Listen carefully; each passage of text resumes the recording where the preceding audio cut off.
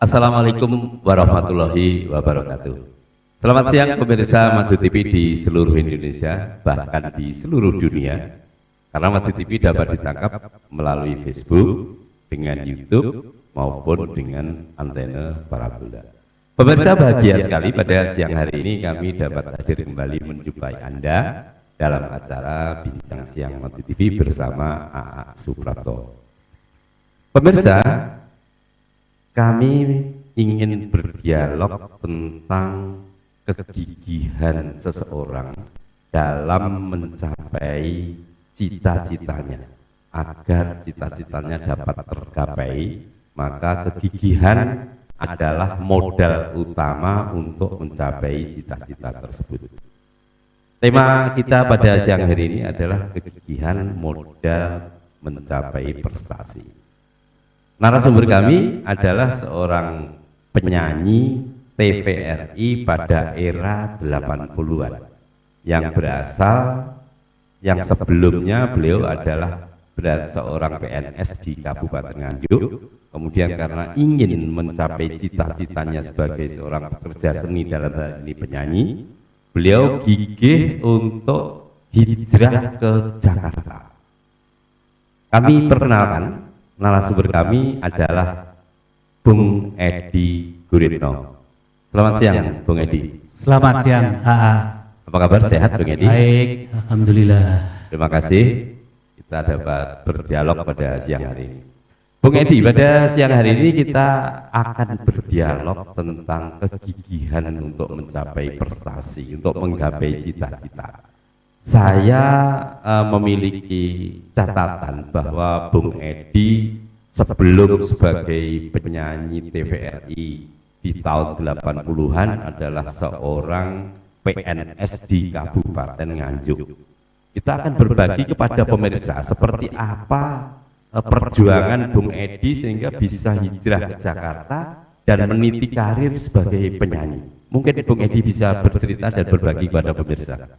Baik, saya aslinya sebenarnya dari Kediri, tetapi ketika mendapatkan kesempatan jadi PNS itu dapat PNS di daerah Kabupaten Nganjuk, tapi di situ saya sebagai PNS kantor pembangunan desa yang notabene pegawai pusat. Disitulah saya sebagai pegawai Pemda Kabupaten Nganjuk merangkap sebagai penyanyi band Pemda Kabupaten Nganjuk. Nah, seiring dengan berjalannya saya dapat kesempatan job nyanyi di sekitar Nganjuk dan sekitarnya, maka terobsesilah saya untuk ingin mengembangkan karir saya di bidang seni untuk ke jenjang lebih atas, dan ketika itu juga dapat dorongan, dapat semangat dari kawan-kawan. Nah, akhirnya saya berpikir langkah apa yang harus saya ambil dulu. Saya mengambil langkah harus mutasi dari Nganjuk ke Jakarta, karena di mana Jakarta itu adalah kiblatnya para penyanyi untuk menjejakkan kakinya menjadi penyanyi terkenal di sana. Jadi dimotivasi oleh teman-teman juga ya. Betul. Dan keinginan untuk jadi penyanyi yang sukses. Oke, dilanjutkan. Iya. Nah, setelah itu, setelah dapat dorongan, terpancinglah saya. Akhirnya ngurus mutasi dulu. Karena kalau melepas pegawai negeri saja, nanti kehidupan di sana bagaimana untuk bekal berjuang untuk menuju prestasi dalam nyanyi tanpa ada bekal ekonomi. Nah, rasanya juga sulit. Akhirnya saya menempuhlah mutasi, ngurus mutasi itu juga tidak gampang, karena sebagai pegawai pusat saya harus izin kepala daerah setempat, yaitu Pak Bupati. Kemudian dari Pak Bupati lolos, harus izin ke Direktorat Pembangunan Desa Provinsi. Nah, dengan berbagai cara dan lobby dan sebagainya, akhirnya semuanya lolos dari kabupaten, dari provinsi lolos.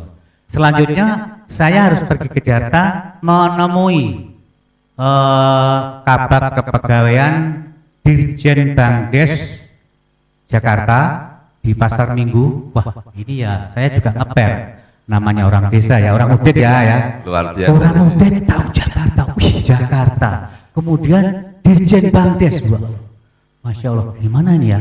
Tapi dengan bermodal tekad bulat, tidak ada rintangan. Saya ngadep ke kepala kepegawaian untuk mengajukan mutasi.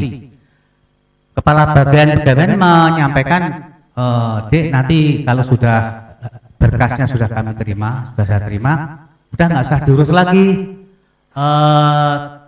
tunggu aja di Nganjuk. Nah, saya tunggu setahun, tidak kunjung ada kabar. Saya susul ke Jakarta, saya tanyakan, waduh, kok Pak, saya menanyakan berkas mutasi saya, apakah sudah ada hasilnya? Dilihat, berkasnya dilihat, ternyata sama Pak Sekdirjen nggak ada ACC, nggak ada ACC. Waduh, nggak di ACC deh ini, berkas pengajuan mutasinya. Jadi pertama-tama tidak disetujui. Tidak disetujui. Jadi permohonannya Bung Edi waktu itu belum disetujui, tapi akhirnya disetujui seperti apa itu trik-trik? Nah, itu dia. Saya tetap berprinsip berjuang.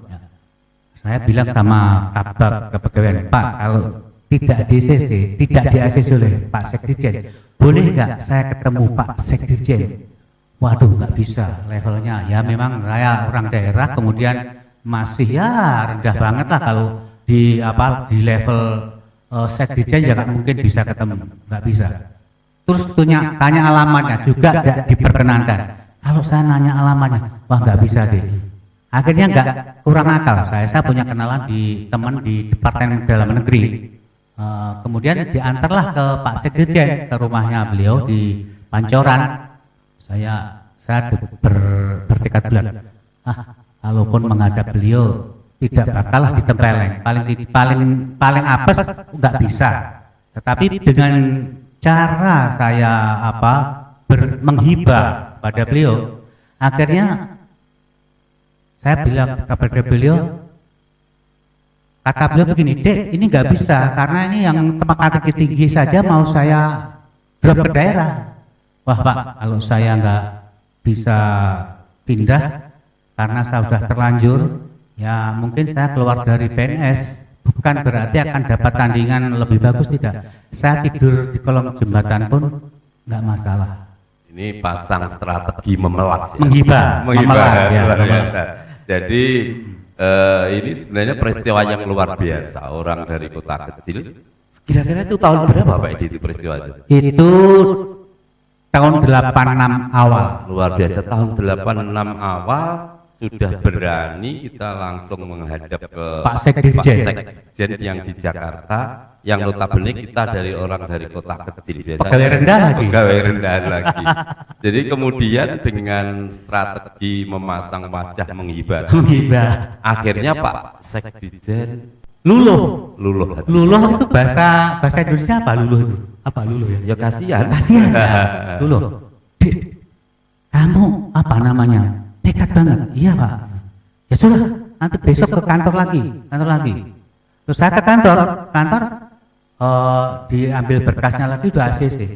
Kabak kepegawaian apa namanya? Bengong. Ini anak lewat pintu mana? ACC-nya nggak ada kok. Akhirnya dilarang jadi ACC lewat bagaimana caranya ini? Begitu ceritanya kira-kira. Luar biasa prestasi juga ya. Akhirnya disetujui ya. Ya, akhirnya disetujui. Dan Pak Bung Edi bisa pindah ke Jakarta. Dirjen Bangdes Jakarta di Pasar Minggu. Dalam rangka ingin menggapai cita-cita menjadi penyanyi. Luar biasa. Kegigihan inilah yang ingin kita tularkan kepada adik-adik atau teman-teman pemirsa, bahwa ketika kita ingin menggapai satu cita-cita, kita harus gigih. Kita jangan pantang menyerah, sehingga apa yang akan kita cita-citakan dapat tercapai. Bung Edi, nanti kita lanjutkan perbincangan. Baik. Pemirsa, kami akan segera kembali. Namun demikian kami sajikan dulu cuplikan video ketika Bung Edi sudah menjadi penyanyi di Jakarta. Tetaplah bersama kami. Sebentar lagi kami akan segera kembali.